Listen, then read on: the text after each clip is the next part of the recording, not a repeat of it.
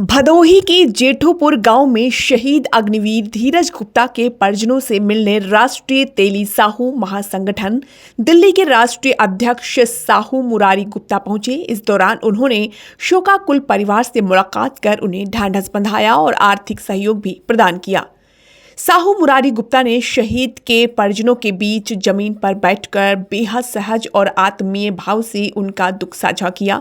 उन्होंने कहा कि शहीद धीरज गुप्ता ने देश की सेवा करते हुए अपना सर्वोच्च बलिदान दिया है, जिस पर पूरे समाज और देश को गर्व है। उनका ये बलिदान सदैव याद रखा जाएगा। उन्होंने कहा कि संगठन शहीद के परिवार के साथ हर कदम पर खड़ा है और आगे भी हर संभव सहायता देने का प्रयास करेगा। उन्होंने समाज से भी अपील की कि ऐसे वीर सपूतों के परिवारों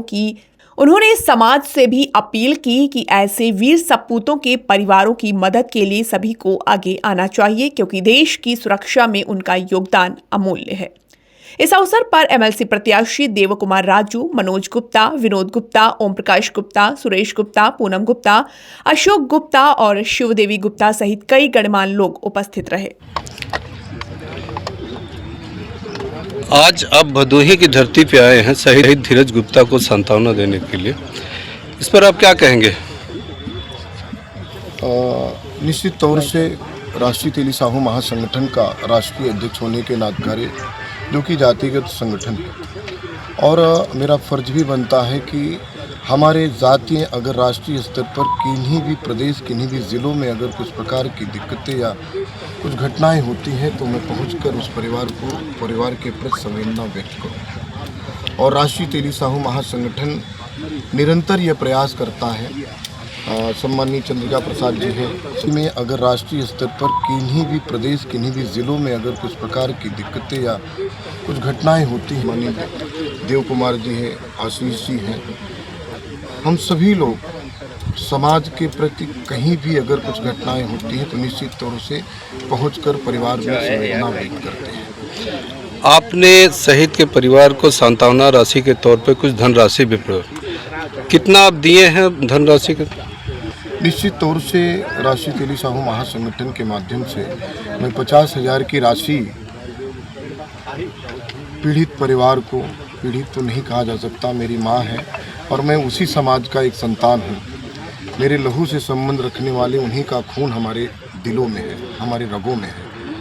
संगठन के माध्यम से जो हो सकता है, निश्चित तौर से आज हमने 50,000 की राशि का सहयोग किया है और हमने आश्वस्त किया है कि आने वाले समय में कभी भी किसी भी समय अगर हमारी आवश्यकता पड़ती है तो निश्चित तौर से हम आपके साथ खड़े हैं और खड़े रहेंगे।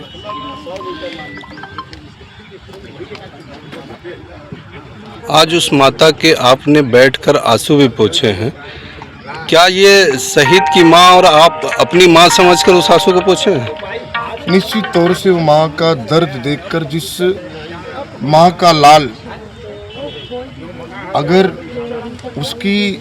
उसके सामने अगर लाल चला जाता है, निश्चित तौर से देश के लिए शहीद हुई है, लेकिन वो माँ का दर्द ये कहते हुए मेरे आंखों में आंसू आ जाते हैं कि उस माँ का दर्द देखकर मेरे पास शब्द नहीं है कि किन शब्दों में मैं उस दुख का बयां करूं।